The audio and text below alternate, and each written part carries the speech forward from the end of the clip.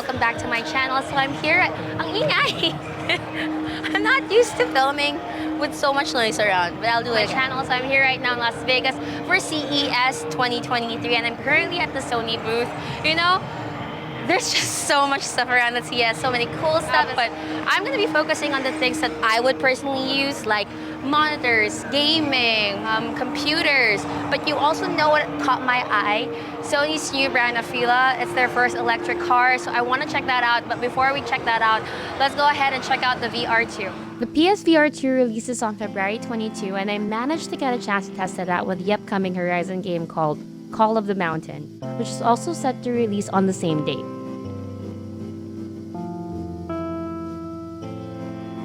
So we started out with the PlayStation rep disinfecting the controller, and we had a small chat about how I loved Horizon, and he explained a few things about the game and what to expect. Then I tried on the headset, and I have to say, the headset was so comfortable and didn't feel heavy at all, even despite having cameras on it. The weight really surprised me, and this is one of the advantages of having a headset that is still wired to the machine, because you don't have to pack all the wireless stuff in there.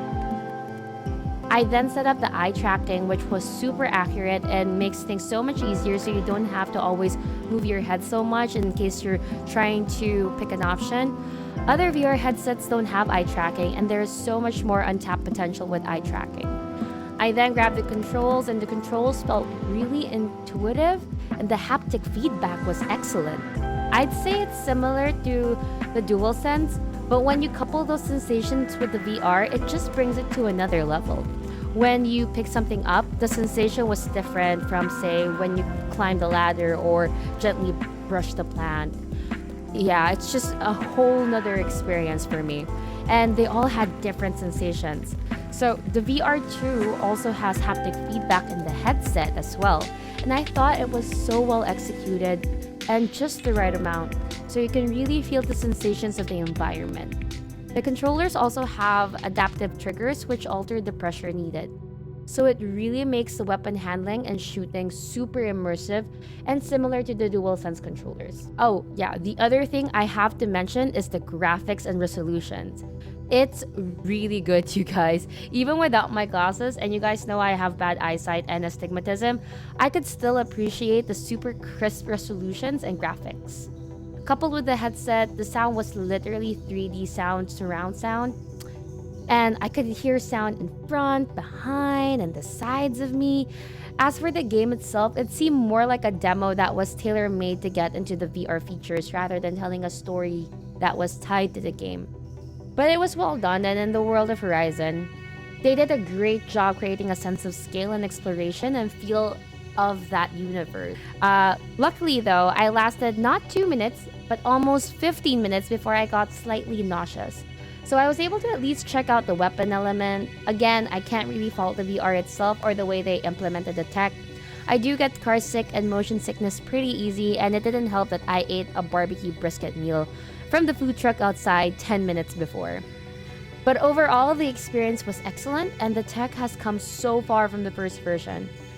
This implementation of VR might be as good or better than anything else out there. Also at the Sony booth was the new DualSense Edge controllers, which will be out soon, and of course the gaming displays on one of the many new OLED monitors that were just announced. And no matter how many times I've played The Last of Us, I always feel the need to pick up a controller if I see it on a screen. After the Sony booth, I checked out AMD's keynote, and no surprise there, they finally announced their 3D V-Cache on the new 7000 series chips. Now, we've been waiting for this for a while because they did have V-Cache before on the 5000 series chips. It did really well in gaming, but they have never put this much cache on so many cores until now. So I'm really curious to see how this chip will do not only in gaming, but on productivity tasks as well with those extra cores. And we're talking about 144 megabytes of cache on 16 cores, which is a lot. So I'm really looking forward to seeing how it does, and I'm actually planning on upgrading Ellie with a new X670E board and this chip if it turns out to be as good as people think it might be.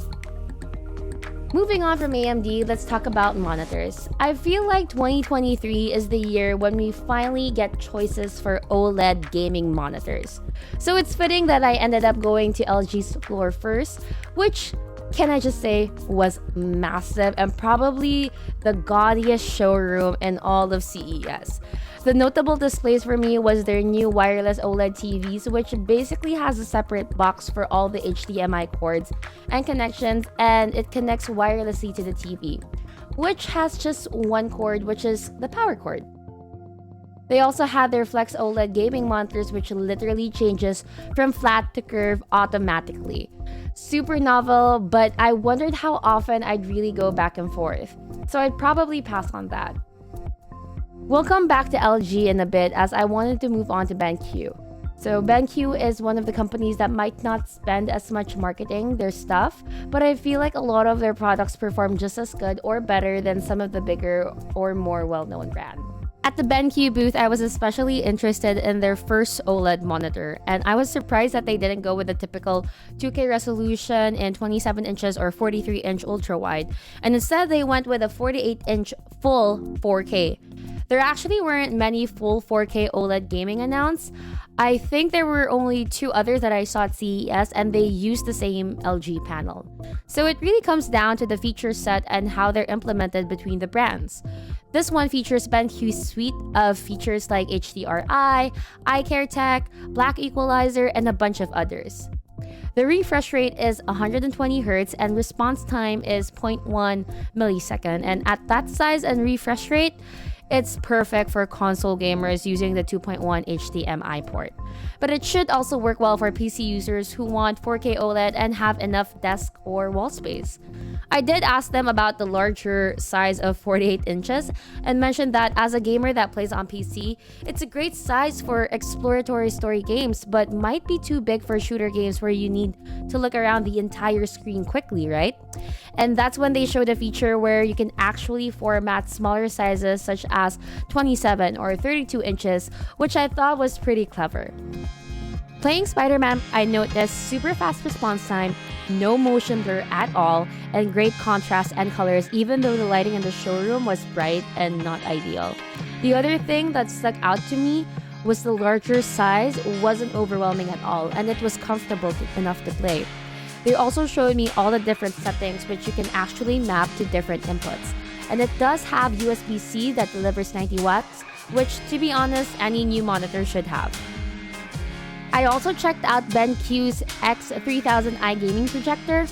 I've never really gamed on a projector, and I had no idea what to expect going in, and to be honest, I never really thought highly of gaming projectors. Gaming on projectors always had a few obstacles, and one main thing was the input lag, but I was pleasantly surprised and, to be honest, even blown away at times. The input lag wasn't even an issue for me. My parries in God of War felt quick and responsive, and everything felt crisp and smooth. The reps told me that the input lag on the projector is just 4 milliseconds at 1080p and 60 milliseconds at 4K. So on paper, it seems a lot slower than a monitor, but in the real world and having played it, I honestly couldn't tell the difference. And honestly, anything under 20 milliseconds is pretty good. The other thing I have to mention is the colors that really pop, especially in the HDR modes. BenQ says the color coverage is up to 100% coverage in DCI-P3 color space, which is higher than most monitors. And overall, the projector had a nice texture and contrast, even though the showroom had some lights and it wasn't super dark. So I can only imagine how much better it would look in the completely dark lit controls room. The final thought I had to share about gaming on a 100-inch screen is just how much more immersive and cinematic everything felt. Overall, I came away really impressed. Now, if you're looking for a 4K high refresh monitor in smaller sizes and don't need OLED, BenQ also had the EX3210U with an IPS panel and 1 millisecond response time. Now, I didn't get to test out the EX3210U much, but BenQ did send me a 27-inch version of this monitor to review and test out a few months ago. I've been testing that out the past few months and should have a review on that one soon. Now, before we move on from BenQ, I know we're focused on OLED monitors, but it's worth mentioning their new wireless mouse from their Zoe Esports brand. It's based on their popular Easy wired mouse that a lot of players love, and they've been asking forever for a wireless version, and it's finally about to come out, and it comes in different sizes.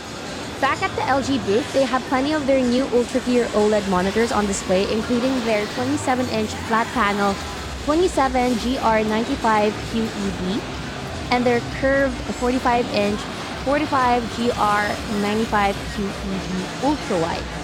Both of those have 2K 1440p resolution with 240Hz and 0.03 millisecond response time, which is essentially nothing.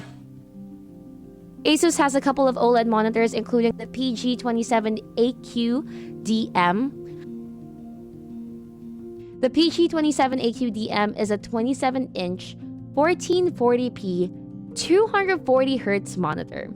So no, it's not 4K, but to be honest, I could rarely notice a difference from 4K when I was playing. And you still get the benefit of the higher refresh rates and higher PC settings. The other notable thing about this monitor was the high peak brightness that really gives HDR justice. When I asked the reps about how they could do this, they explained that the heatsink and cooling design really helped with that. If you're looking for a 2K OLED gaming monitor, I think this is one you should seriously consider. Now, I know we're focusing on gaming OLED monitors, but I did also want to mention Asus's ProArt PA32 DCM display, which is a 31.5-inch OLED monitor that's geared towards photographers or video editors and uses RGB stripes instead of RGBW for clearer text. Gigabyte also had a large OLED gaming monitor, and it was the same size as the BenQ we saw earlier, so we can assume that it's the same panel. But it didn't have all the features as the BenQ. Incidentally, I also saw a 48-inch Asus monitor also with the same panel. That one had an overclock refresh rate of 138 up from 120, but it seemed a little gimmicky because seriously, other than marketing, do you really need to have that extra 18 Hz? Moving on to Samsung. Samsung is one of the few companies that can make their own panels, have their quantum dot tech, which has no backlight and also has each pixel controlled individually. The picture on their 49-inch OLED looked amazing. Incidentally, MSI had a prototype based on the same exact panel, but no release date yet. Samsung had another widescreen monitor, and although this one wasn't an OLED monitor, I wanted to mention it because it's just crazy. It's the 57-inch Odyssey Neo G9, which is a crazy dual Ultra HD mini LED display. What's up, you guys? So I'm heading off to bed, but before I do that, I realized that I forgot to let you guys know what I like for each category back at the convention center. So I'm gonna do that right now before I forget. So for 4K console gaming, I like the 48-inch OLED monitor from BenQ. I have the hiccups. Forgive me. And then for the 1440p 2K, I like the Asus ROG PGANW root beer. No, I'm kidding. But why do they always name it so complicated? Basta yon. It was the Asus ROG one. As for ultra-wide curved monitors, I really like the Samsung Odyssey OLED. And as for gaming projectors, there's really no other good choice other than BenQ, so you can't go wrong with BenQ. That's what I like. So yeah. Now, I did mention earlier on the video that I wanted to check out the electric car from Sony, so I'm gonna leave you guys with clips of that and other cool stuff that I saw at the convention. All right.